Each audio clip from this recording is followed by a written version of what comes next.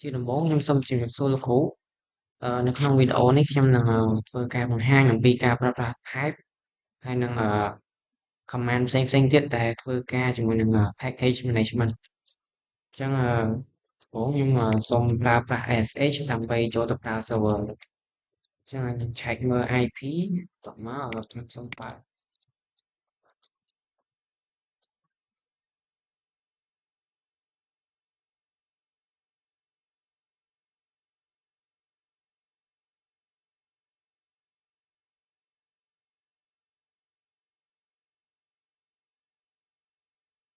អញ្ចឹងដំបូងខ្ញុំ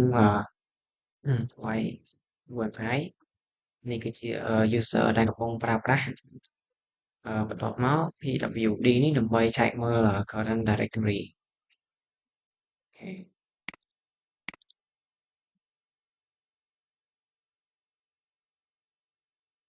ចឹងផ្នែកទី1ហ្នឹងគឺពាក់ព័ន្ធជាមួយនឹងpackage management ចឹងcommand ដែលយើងប្រើហ្នឹងគឺមានដូចជាការ update package ការ upgrade អឺ package ដែលយើងបាន install ហើយយើងត្រូវ install package Nginx ដែលជា web server ហើយយើងឆែក status ថា Nginx service ហ្នឹងកំពុង running ឬក៏អត់បន្ទាប់មកគឺយើង remove អឺ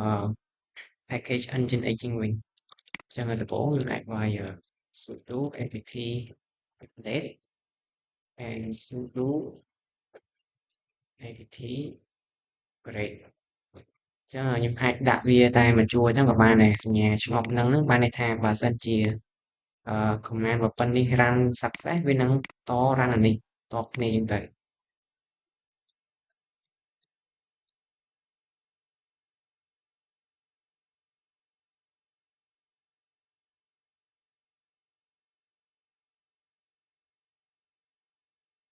អូខេ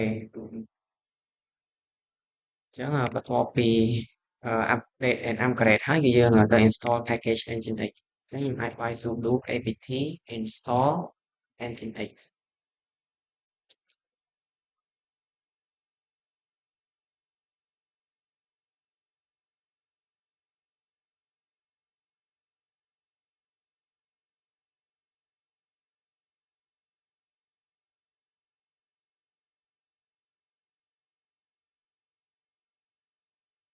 ចឹងបន្ទាប់ពី install ហើយគឺយើងឆែកមើលថា service Nginx ហ្នឹងកំពុង run ឬក៏អត់ចឹងខ្ញុំអាចវាយsudo systemctl status nginx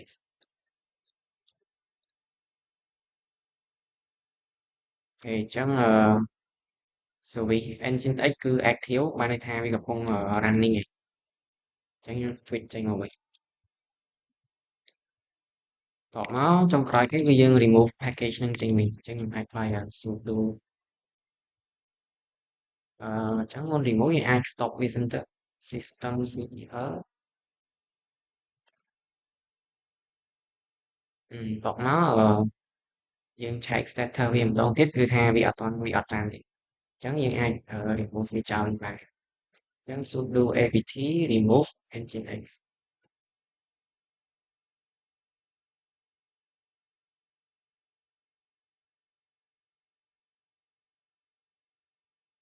បន្ទាប់ពី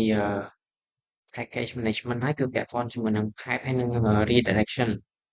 ញ្ចឹងដំបូងគឺ display file ដែលមានទាំងអស់នៅក្នុង current directory អញ្ចឹងនៅក្នុង directory នេះខ្ញុំអាចវាយ ls.lh នេះគឺ file ដែលខ្ញុំមាន2 file ហើយនឹង package នេះមួយបន្ទាប់មកយើងប្រើប្រាស់ type ដើម្បី filter ហើយនឹង display តែ txt file នេះអញ្ចឹងខ្ញុំអាច ls.lh ហ្នឹងខ្ញុំអាចថែមជាមួយនឹង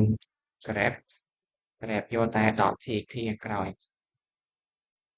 ញ្ចឹងយើង list មកគឺមានតែ2 file ទេដែលមាន extension កតុយវា .txt តោះមកប្រើប្រាស់ pipe ដើម្បី search នៅ process sh ឬក៏ nginx អញ្ចឹងក្នុងករណីហ្នឹងយើងប្រើps គឺឆែកមើល process ដែលកំពុង run ក្នុង computer aux អឺបើយើងវាយប៉ុណ្ណឹងគឺមកទាំងអស់តែយើងចង់ចាប់យកតែ ASH ឬក៏ Nginx យើងអាច hai mónគឺflag ថែមនៅ pipe grab SH បើយើងសរសេរអញ្ចឹងគឺចេញមកតែ SH ទេតែបើយើងចង់បានឲ្យវាSH ផង engine X ផងយើងអាចថែមflag .e ហើយកន្លែងនេះយើងឬ engine X ហ្នឹងទៅ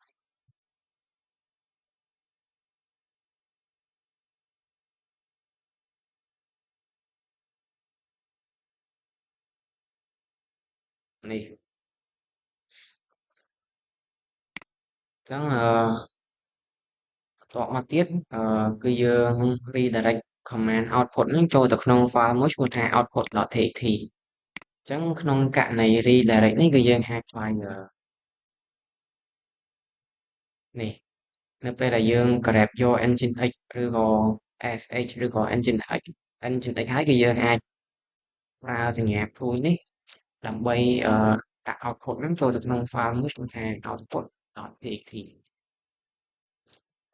ញ្ចឹងខ្ញុំវាយ ls.lh ម្ដងទៀតគឺយើងបាន file មួយគឺ output.txt ហើយអញ្ចឹងយើងអាចមើល content នៅក្នុង file ហ្នឹងតាមរយៈ cat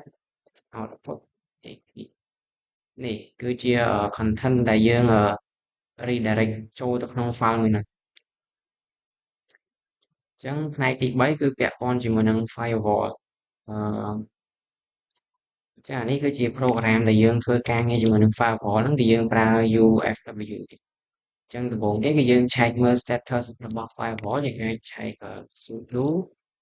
UFW status គេអញ្ចឹង status firewall របស់ខ្ញុំគឺ inactive អញ្ចឹង enable វាគឺយើងដូរតែពី status នេះដាក់ enable ទៅគឺយើងទៅ enable status របស់ firewall អូ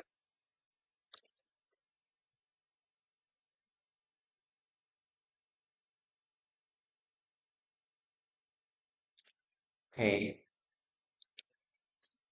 ញ្ចឹងយើងទៅ allow port 80ហើយនឹងallow នៅ ASH service អញ្ចឹងខ្ញុំអាចវាយsudo UFW allow ASH បន្ទាប់មកខ្ញុំ allow port 80ដែលជា port របស់ HTTP protocol បន្ទាប់មកនៅពេលដែលយើង allow service ពីរហ្នឹងហើយគឺយើងឆែកមើល status របស់ firewall របស់យើងម្ដងទៀតបានsudo UFW នេះគឺហ្នឹងហើយ service ផ្សេងៗដែលយើងបាន allow អញ្ចឹងចំពោះនេះគឺជា submission requirement ទេគឺខ្ញុំបានបង្ហាញតាំងពីដើមមកហើយគឺដូចជាការបង្ហាញ username ហើយនិង current working directory អញ្ចឹងក្នុងការ demo របស់ខ្ញុំគឺសូមចប់ត្រឹមហ្នឹងហើយអរគុណលោកគ្រូដែលបានស្ដាប់